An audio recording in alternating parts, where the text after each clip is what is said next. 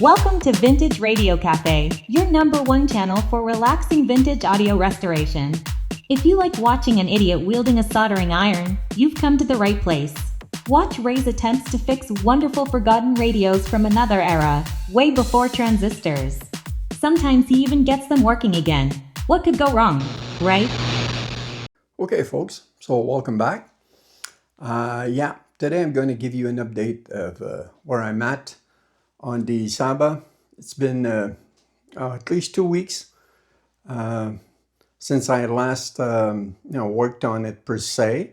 Replaced the all the electrolytics. The recapping is completely done. Everything's finished. I found one bad resistor. Actually, this 170 resistor was testing at 173, but it had obviously overheated. Probably the result of the bad electrolytic connected to it. Sorry.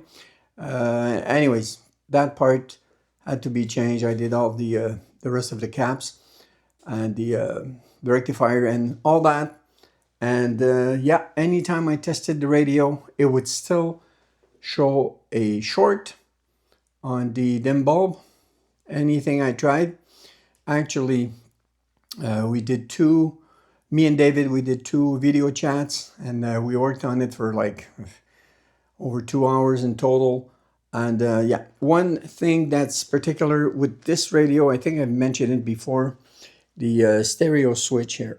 Whenever you activate it, and you can see it on the schematic, whenever you activate it, it sorts of it disengages the B plus. Yeah, it's I don't know why. I don't know what's the function.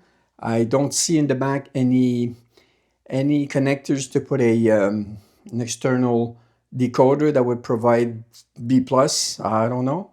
So, but the good thing about that is that once we disengage this, well, we could test just the low voltage, meaning the valves, filaments, and the pilot lamps. And yeah, we're still having a short. So we pushed the test one step further. We removed all the valves and the bulbs. Everything has been removed. I even at one point disconnected the rectifier, and when I tested it, I did maybe 6, 7, 8 tests. The first 3 or 4 tests, the dim bulb was still coming on bright, which made absolutely no sense because there was nothing to charge, no B plus connected, so not going to the electrolytics. There was nothing connected on the secondary, on the low voltage specifically. There was nothing connected to it, so it should have just let the power run through, and I would not have seen the bulbs go on. But since they were going on and pretty brightly, on a few of the last tests they didn't come on, but for the 4 or 5 first tests they did. So that indicated that. And I didn't want to have to come to this, but the transformer is cooked. Yeah. The probable cause, what usually happens is that when some resistors and electrolytics go bad, then there's so much DC leaking, and the voltage gets all wrong, and it probably overheated the low voltage windings, most likely. So there's something wrong with it. And there's no other solution there's 2 solutions. I could get somebody to rewind it, like David. There's a few guys that do it in Europe. And one guy in particular, he charges 250 euros for his work, and it might be more depending on the work he has to do. Plus you have to pay the shipping back and forth. Sending it to David, he would probably not charge me anything to do it, but just shipping alone in Australia and coming back, that's over $100 for sure, at least. So I started looking on eBay. I found many of the Sabas for sale. Those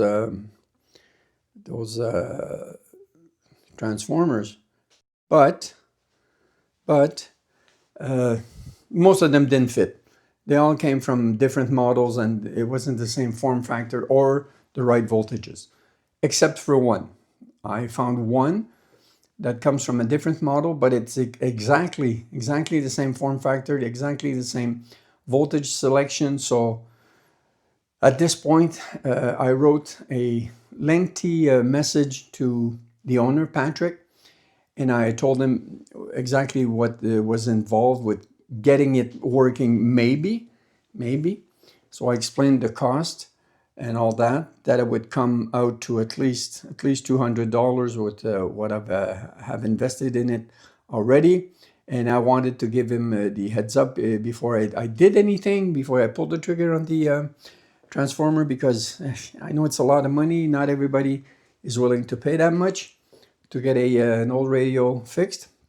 And he was so kind, so understanding. He said something along the lines of, well, you've worked so long, so hard on it, you deserve to have it more than I do. So he was willing to give it to me.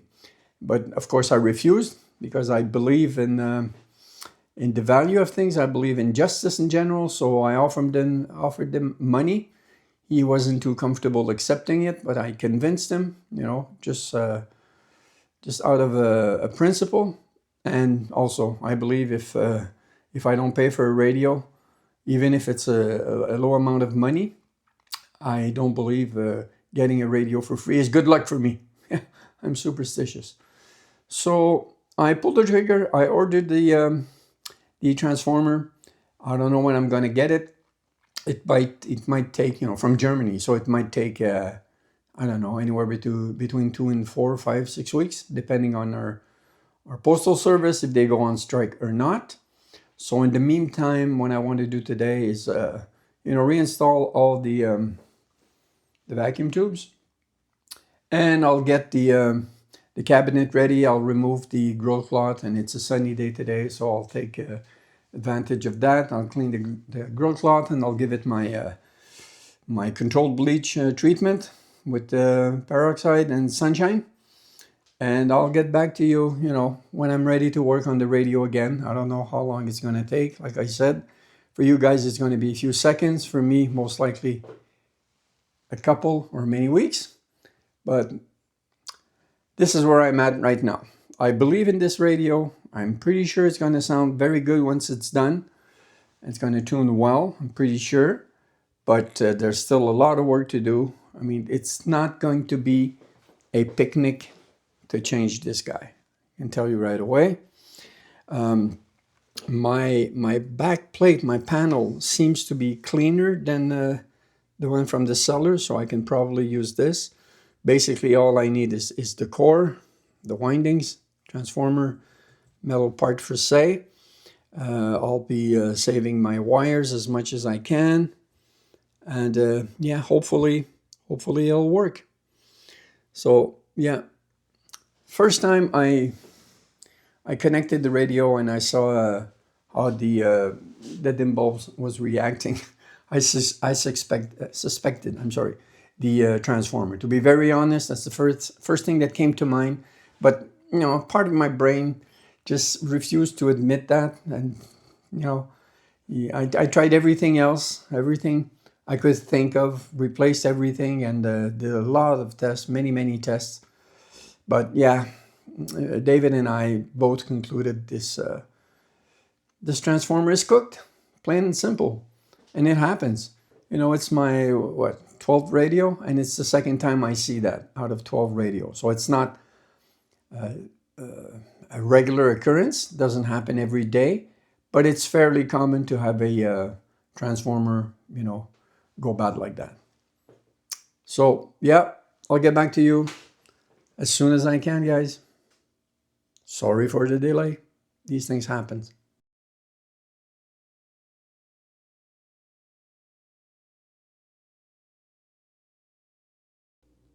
So welcome back. It's the end of the day. And yeah, what you're looking at right now is on the side of the cabinet. Yeah, and I re-glued the plastic grills on each side that were loose, wobbling, shaking, making noise. And I also cleaned the grill cloth. I believe it came out great, and I'm just about to remove the yeah, the weights there holding the grill down. I just wanted to see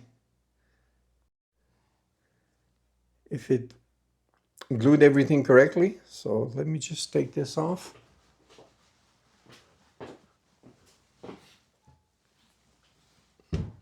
Doesn't need that much pressure. Doesn't need to be clamped on or anything.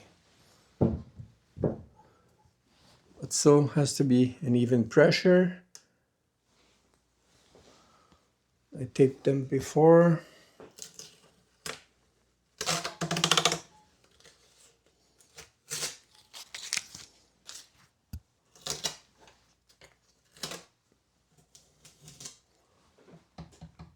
Perfect. No more wobbling. And let me show you on this side. Let me remove you from the tripod. The other thing I did is the aluminum foil. Well, maybe you can see it here. It's just from the other side, maybe. Yeah, it's just tacked down. And I re-glued it. Sorry for the movement. So, yeah, just to match the shape of it, I use a bottle. I use tacky glue again. Yeah, that's perfect. I just got to do the other side and refit the speaker inside. Both speakers, I mean. So yeah, I think the grill cloth is going to be very nice, I believe.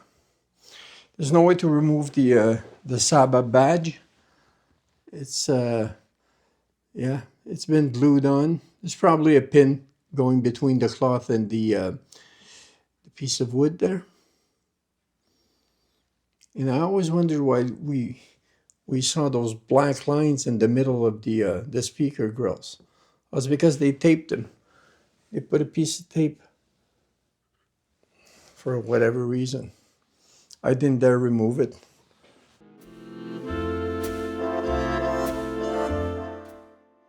Okay, folks, so I'm back and I'm done cleaning the cabinet for the Saba.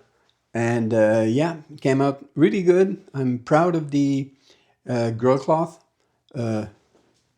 All three of them. I have to say, the side ones, the cloth inside was really, really bad, really dirty. And yeah, can't see it too well now. But they came out like almost brand new. I gave it a coat of carnauba wax. So it's a textured wood, so it doesn't have a big heavy finish on it. But yeah, it's still shiny now, more. And I think it brings out the wood more. On the side, maybe you can't see it too well. Yeah, it's going to look good. So happy with that. But like I said, I'm pretty much dead in the water, waiting for a transformer. That's all. Because I mean, hey, everything's done on it. Full recap. Changed the rectifier, but yeah, here it is. So it needs a transformer. So, speaking of transformer, as you might remember, I promised Bruno that I was going to send him the transformer on the Tanhäusser, the donor unit that I have here. So it's a big transformer. And yeah, I said I was going to send it to him. And I think it's going to be a good practice for me. First of all, to remove it. Then to test it before I send it to him, just to make sure it works. If I don't test it with voltage on it, with power, I will at least do a ring test. So yeah, let me get rid of this cabinet, and I'll bring the Tanhäusser chassis on the bench. So yeah, here it is. It's oh man, I forgot how big it was. So we locate the transformer. Instead of being on top and being a side-mounted model, it's yeah, it lays flat on the bottom. So yeah, I don't know if I'll have to put it in the chassis. There's the voltage selector. I'll have to put it on the chassis or something, on the chassis holder. So many vacuum tubes on this one. I think there's like 9. 1, 2, 3, 4, 5, 6, 7, 8, 9, 10 with the ECC85, 11 with the Magic Eye. My God. So yeah, I'm going to be working on that, and I'll show you once it's out of the cabinet. Yeah, let me frame this properly. Yeah. Maybe I can show you better where it is. I just don't want to break the dial glass.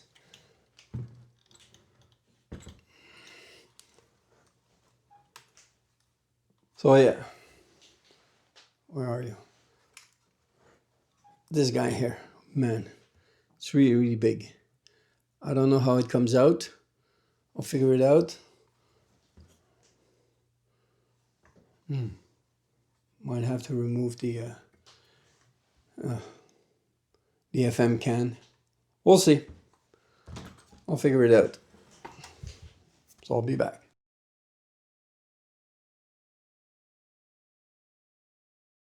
Okay, guys. So yeah, let me just sum this up. I have a problem with my transformer. I need a new one. I'm waiting for it. Bruno needs a new transformer as well. His is not working, but I have it. I have one that works. Doesn't fit in my radio, but it's going to be okay for him. So there's an opportunity there for me to learn how to do a ring test. And I'll do it with this transformer, with Bruno's transformer that came from the donor unit, the Tanhäusser. And yeah, I'll get some practice. I'll be more comfortable with this test. And when I get mine, I will test it to see if it works. So have a look at the schematic. And the way this works is that you need your transformer and 2 devices. A waveform generator to send the waveform through the windings, and a oscilloscope. No matter what, I have an old one. Mine is analog, but a digital one will do fine. You'll see the same thing. The principle is that on the any transformer, there's 2 sides, okay? The primary and the secondaries. And everything is indicated. You might not see it very well here, but yeah, I have a screenshot, I believe. And all the wires, the color of the wires are indicated, and they mean a different winding, okay? So what we're looking for is to grab 2 wires. They're all single-ended. Well, not all of them, but the ones that are single-ended connected together, well, that's where you send the signal, okay? So in this case, I'm going to test the primary, and it says the black and the green on this side, okay? The black and the green. So I've isolated those, the black here, the green there. All the rest, they're not touching, okay? The secondaries are here, the primaries are here, nothing is touching. I've isolated those 2 wires, so I know I'm going to be testing the higher voltage, which means the one that has the most windings. It's also the longest wire. But if anything, if there's a short anywhere on the primary side or the secondary side, I'll see it on the oscilloscope. So this test is great because you only have to do it once and you're not dealing with high voltage. Of course, you could use a variac and just send low voltage and have an idea of the ratio you're getting between your wires. And if I didn't, get a waveform generator, that's what I would do. I did it before. I did it once. I didn't like the experience because I pushed it a lot and I got something like 600 volts because there was no loads on the transformer. So it's surprising how much voltage these transformer can output.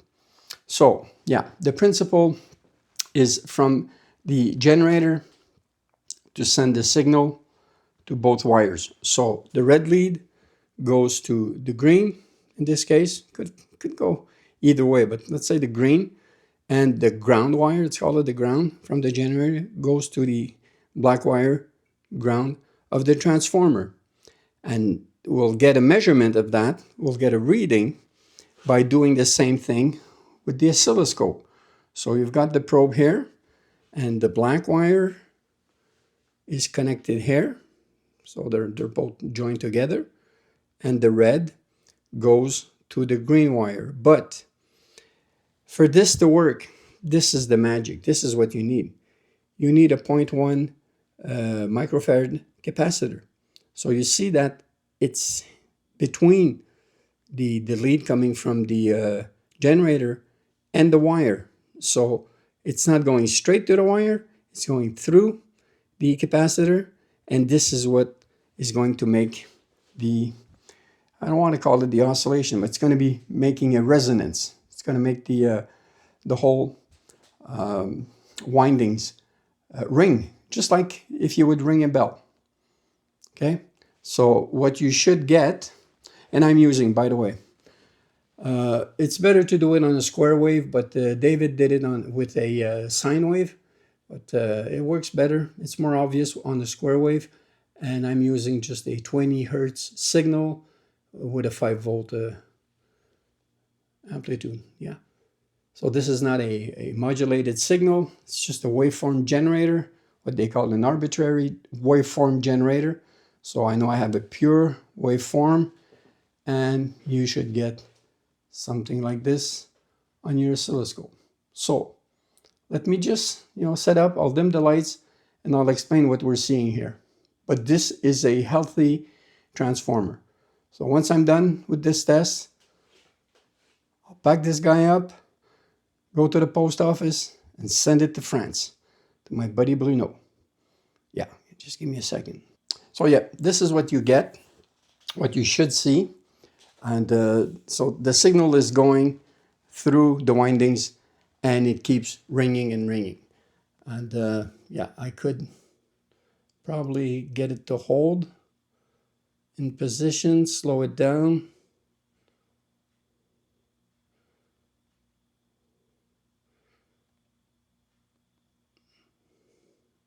See the signal coming in and resonating, and it doesn't stop. Try to stop it in the middle. It's very, very sensitive at this point. Can't really get it centered or to stop moving. Maybe it's because of my old oscilloscope. I really adjust it better than that. My point is, if there was a short, and I'll simulate this by touching two wires on the secondary side, doesn't matter. If there's a short somewhere, this is what happens. You see how the ringing stops abruptly? There's no ringing to speak of, compared to this. So this is how you do a ring test with a wave generator and an oscilloscope.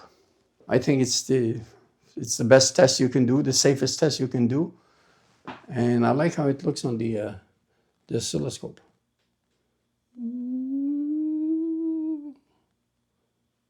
Isn't that a nice light show? How cool is that? So yeah, I can send this transformer to Bruno. Still waiting for mine. Might have it this week. I sure hope I get the same result, that it's as good. If not, well, we'll see, right?